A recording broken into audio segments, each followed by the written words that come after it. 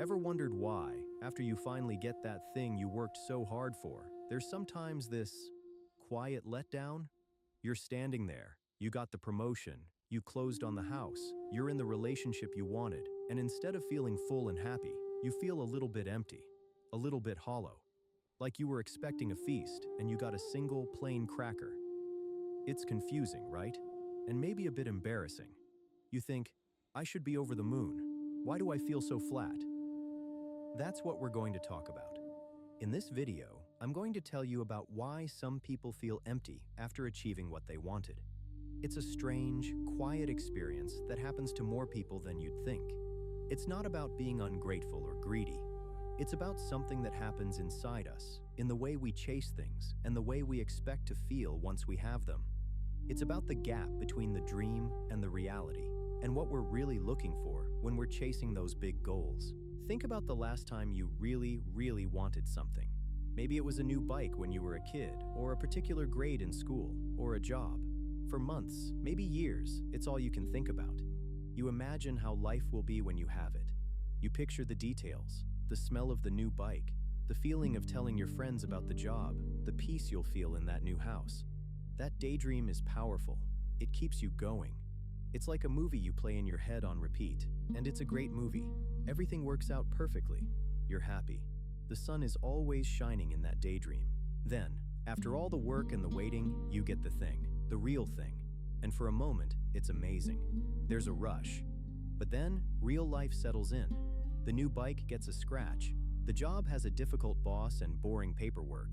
The house has a leaky faucet and a yard that needs mowing. The movie in your head stops, and you're left in the quiet of your ordinary, real life. And that's where the emptiness can creep in. It's not that the thing is bad, it's that the perfect movie in your head has ended, and you have to live in the slightly messy, unedited version of reality. A lot of this starts when we're young, though we don't realize it at the time. As kids, we're often praised for the result, not the effort. Think about it. A teacher holds up your A+ test for the whole class to see. Your parents cheer when you score the winning goal. The message, even though it's given with love, is subtle. What matters is the finished product, the win, the top grade, the hours of studying, the practice in the backyard. That's just what you had to do to get to the good part. So we learn to see the goal as the treasure. The journey is just the map to get there. We start to connect our good feelings, our sense of pride and worth to those finish line moments. The problem is, finish line moments are very short. You cross the line, and it's over in a second. If all your happiness is stored in those seconds, you're going to be waiting around feeling pretty neutral most of the time. This way of thinking gets stronger as we get older. Teenage years are almost all about the next thing.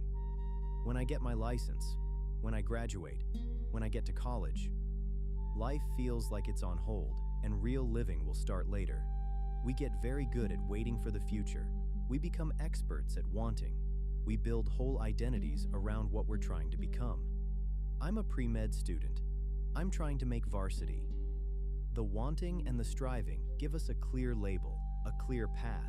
It gives us something to talk about, something to work toward. It structures our days. It can be exciting, all that potential and possibility. But it quietly teaches us that satisfaction is always somewhere else, later, after the next big step. Then we become adults, and the goals get more serious, but the pattern is exactly the same. We set our sights on a career goal, a financial target, a relationship milestone.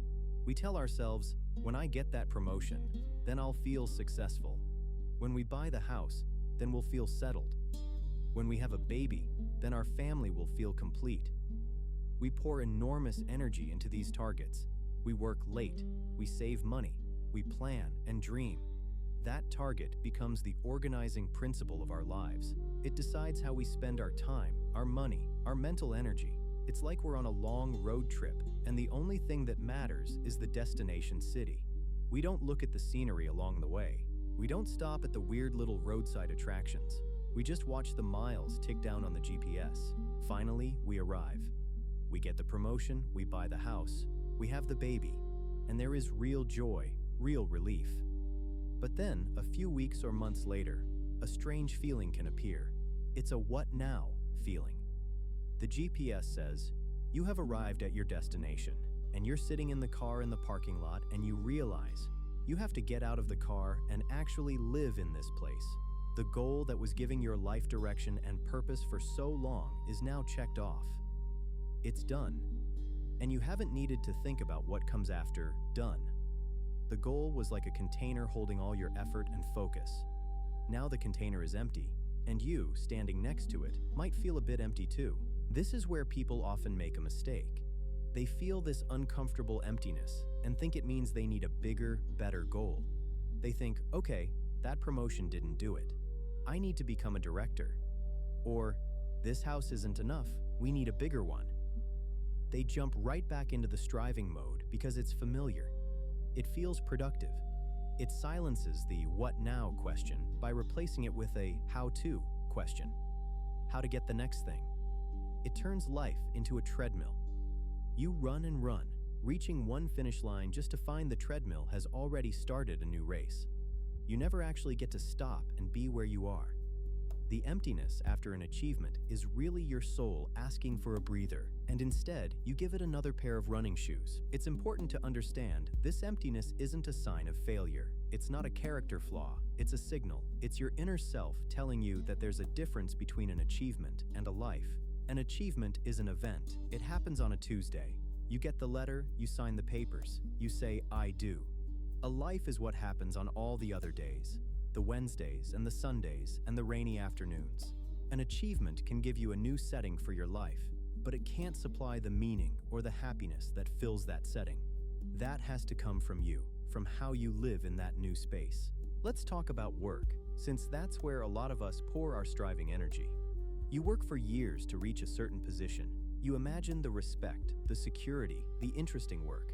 When you finally get there, you might find the respect comes with more responsibility, the security feels fragile, and the interesting work is buried under meetings and admin. The fantasy job was clean and simple. The real job is complicated and messy. But more than that, for years, your story was the person climbing to that position. That was your thing. Now, you are the person in that position. So what's your story now?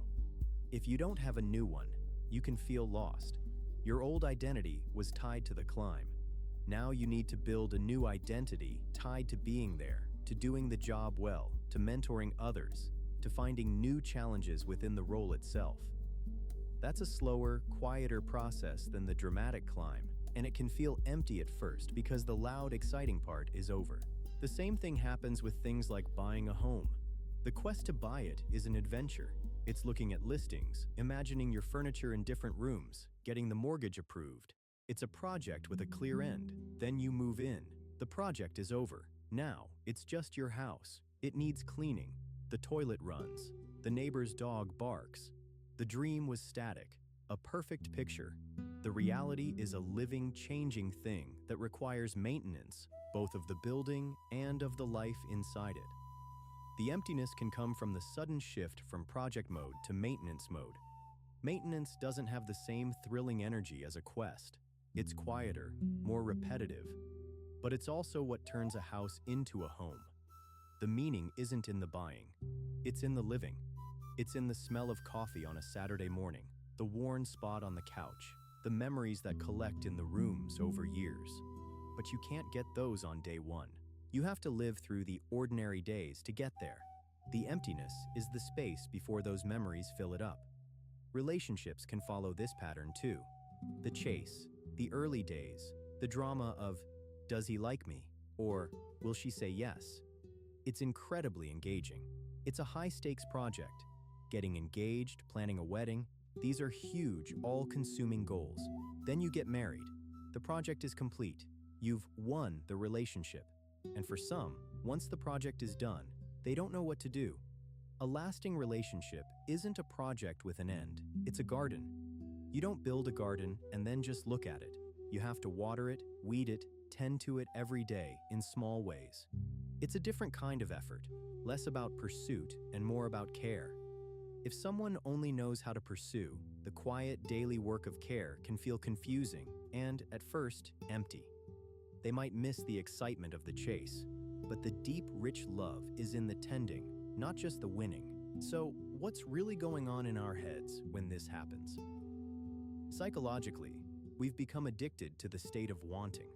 The brain gets a nice hit of dopamine, a feel-good chemical, not when we get the thing, but when we anticipate getting it, when we see the path to the reward. The chase itself is neurologically exciting. The actual capture? It's nice, but the big chemical rush often happens earlier. So when we finally achieve the thing, our brain has already done its big celebration back when we were close to getting it. Now, in the moment of having it, the chemical fireworks are over. We're left with the quiet. And if we've come to depend on those fireworks of striving to feel alive, the quiet feels like a letdown. It feels empty. There's also a thing called the hedonic treadmill. It's a fancy term for a simple idea. We adapt to our new circumstances very quickly. That new car smell fades after a month. The thrill of a higher salary wears off when you get used to the new budget. We adapt, and then we're back to our baseline level of happiness, looking for the next thing that will give us a boost. So if your happiness strategy is just to collect achievements, you're on a treadmill, constantly having to speed up to get the same feeling. This feeling of emptiness is often worse in a world that's so focused on showcasing success. Social media is basically a highlight reel of everyone else's achievements and happy moments. We see the graduation photos, the just bought a house posts, the vacation pictures. We compare our behind the scenes, with all its quiet emptiness and doubt, to everyone else's spotlight moments. It makes us feel like we're the only ones who aren't perfectly, constantly fulfilled by our achievements. It makes the emptiness feel even more lonely and wrong. So, what can we do about it? How do we enjoy our achievements without falling into the empty feeling afterwards? The first step is just to know that this is normal. It's a human thing. It doesn't mean you're broken or that you got the wrong thing. It just means you're transitioning from one phase to another. Giving yourself permission to feel a little flat without judging yourself for it takes away a lot of its power.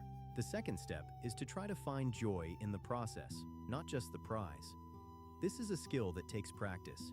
It means when you're working towards something, try to notice and appreciate the small good things along the way.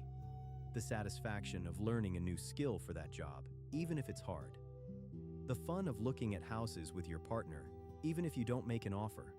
The camaraderie of your team at work, even on a tough project. When you learn to get some of your good feelings from the doing, you're not putting all your emotional eggs in the done basket. The finish line then becomes a nice bonus, not the only source of happiness. Third, when you do achieve something, take real time to savor it. Don't just check the box and move on. Have a meal to celebrate. Talk about the journey it took to get there with someone who gets it. Write down how you felt when you got the news. Press pause on the rush to the next thing. This helps your brain really register the achievement and connect it to a feeling of satisfaction. It builds a bridge between the striving and the arriving. Fourth, start to ask yourself a different question. Instead of always asking, "What do I want to achieve next?" try asking, "What do I want my days to feel like?" Or, "What kind of person do I want to be while I'm doing these things?" This shifts the focus from external milestones to internal qualities. Do you want your days to feel creative, peaceful, connected to others? Then, make choices based on that. Maybe the next goal you choose is one that lets you feel creative every day, not just one that gives you a fancy title. This way, the value is in the daily experience, not just the outcome. Finally, learn to just be. This is the hardest one for achievers. It means doing things for no reason other than to do them. Taking a walk without a step goal. Reading a book without trying to finish it. Sitting with a cup of tea and just looking out the window. It feels weird and unproductive at first. Your brain will scream that you should be doing something useful. But this is how you strengthen the part of you that knows how to have, not just want. It's like building a muscle. The more you practice just being present in your life as it is, the less scary the quiet moments become. The emptiness starts to feel less like a void and more like a peaceful space. The truth is, a full life isn't just a collection of peaks, the big achievements and high points. It's also the valleys and the plateaus, the ordinary ground between the mountains. That's where most of life is actually lived. The emptiness after an achievement is often us suddenly noticing that ordinary ground and not knowing what to do on it because we've spent so long training our eyes on the peaks. So, if you've ever gotten what you wanted and felt a strange, hollow silence afterwards, know this: you're not alone and you're not ungrateful. You're human. That emptiness is not the end of the story. It's the quiet moment after the loud music stops, where you can finally hear your own thoughts. It's an invitation to stop just chasing life and to start living it, right where you are, with what you already have. It's the space where you get to decide what to fill your life with, not because you're supposed to, but because it matters to you. The achievement gave you a new chapter. The emptiness is just the blank page at the start of it, and you get to write what comes next.